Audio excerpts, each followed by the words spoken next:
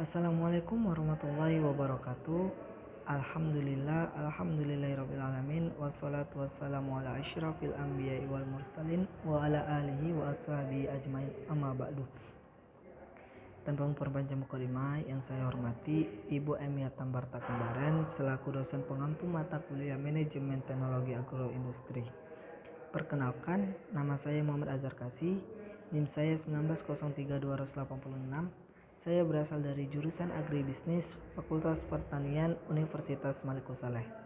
Di sini saya ingin menjelaskan terkait dengan manajemen agroindustri coklat kakao.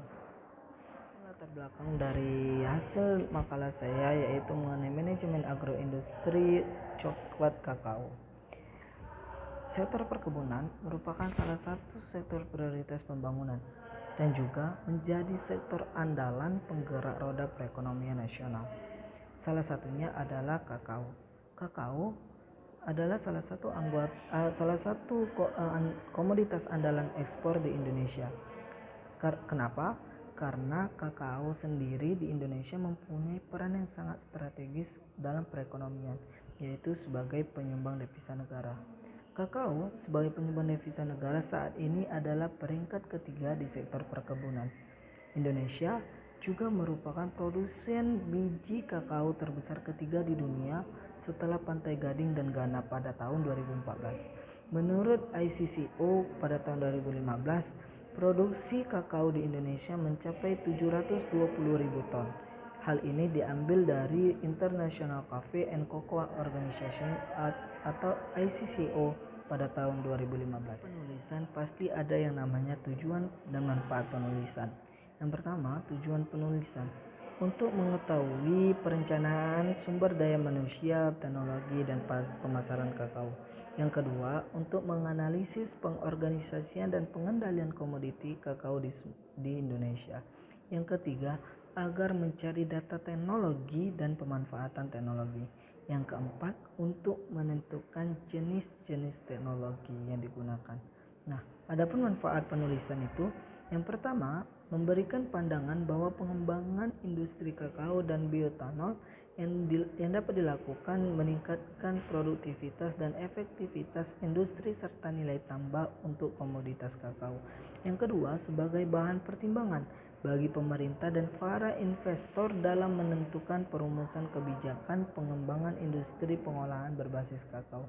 Yang ketiga, bagi petani dan pelaku usaha kakao sebagai masukan informasi untuk meningkatkan kesadaran kolektif dalam rangka mewujudkan efisiensi usaha. Di sini untuk meningkatkan nilai tambah dan daya saing komoditas kakao. Hasil dan pembahasan dari makalah saya yang pertama, perencanaan, pengorganisasian, pelaksanaan, dan pengendalian. Perencanaan sumber daya manusia, teknologi, dan pemasaran. Agroindustri merupakan salah satu cabang industri yang mempunyai kaitan yang begitu sangat erat dengan sektor pertanian.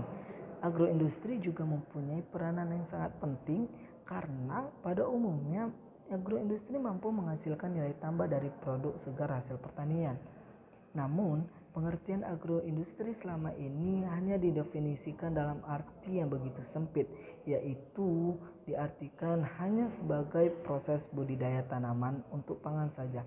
Akan tetapi, dengan perkembangan dengan seiringnya zaman, pengetahuan agroindustri ini telah diartikan dalam begitu luas, yaitu mencakup dalam rangkaian usaha agribisnis mulai dari pembibitan, pembudidayaan, pemanenan, pengadaan sarana produksi pertanian, serta pengelolaan dan pemasarannya, sehingga tercakup dalam sektor perikanan dan peternakan.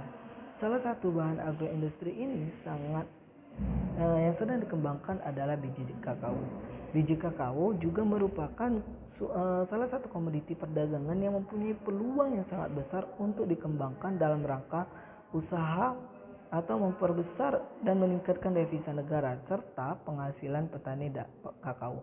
Produksi biji kakao di Indonesia secara signifikan terus meningkat karena mutu yang dihasilkan sangat rendah dan beragam, antara lain kurangnya terfermentasi atau tidaknya cukup kering. ukuran biji tidak seragam, kadar kulit tinggi, keasaman tinggi, cita rasa sangat beragam dan tidak konsisten. Itu ada tentang pengorganisasian atau struktur organisasi dan tugasnya, yang dimana struktur organisasi dalam perkebunan kakao ini masih sederhana. Hal ini dikarenakan skala operasi atau luas perkebunan yang masih kecil.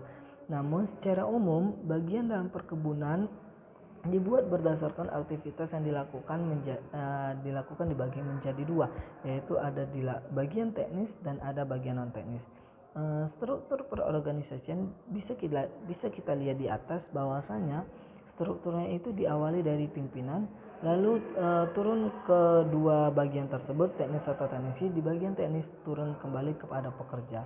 Nah, dalam pembagian tugas, wewenang dan tanggung jawab dari struktur organisasi tersebut, yang pertama ada pimpinan. Pimpinan itu bertugas sebagai mengawasi dan memantau bagian teknisi yang terdiri dari 3 orang pekerja. Sedangkan teknis dan bagian teknis dan non teknis itu bertugas dalam untuk meliputi hak pekerjaan, yang dimana melihat atau merawat tanaman sehari-hari yang meliputi pemangkasan secara berkala. Sedangkan pekerja itu bertugas sebagai memanen dan tindakan pasca panen. Ketiga, ada yang namanya pelaksanaan atau proses kegiatan agroindustri. Proses pengolahan buah kakao ini ditentukan oleh mutu produk akhir kakao, yang dimana dalam proses ini terjadi pembentukan calon cita rasa khas kakao dan pengurangan cita rasa yang tidak dikehendaki, misalnya rasa pahit dan sepat. Pelaksanaannya ada beberapa. Yang pertama itu ada pemerahan buah, yang kedua pemecahan buah, yang tiga fermentasi, yang keempat perendaman dan pencucian, yang kelima ada pengeringan, yang keenam ada sortasi biji, dan yang ketujuh ada pengemasan dan penyimpanan biji.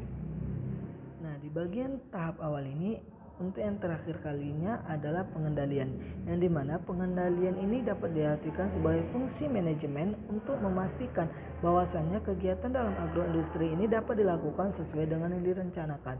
Namun, fungsi pengendalian atau controlling ini juga memastikan sumber-sumber daya yang telah digunakan secara efisien dan efektif untuk mencapai tujuan dari agroindustri tersebut. Dapat teknologi agroindustri.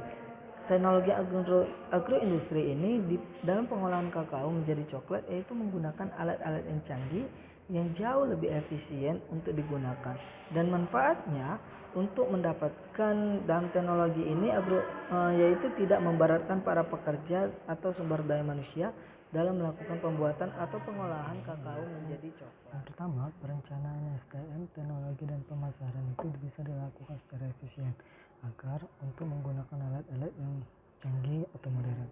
Yang kedua, perencanaan dan pemanfaatan SDM serta teknologi pada agroindustri terbukti efisien dalam penambahan nilai komoditi kakao.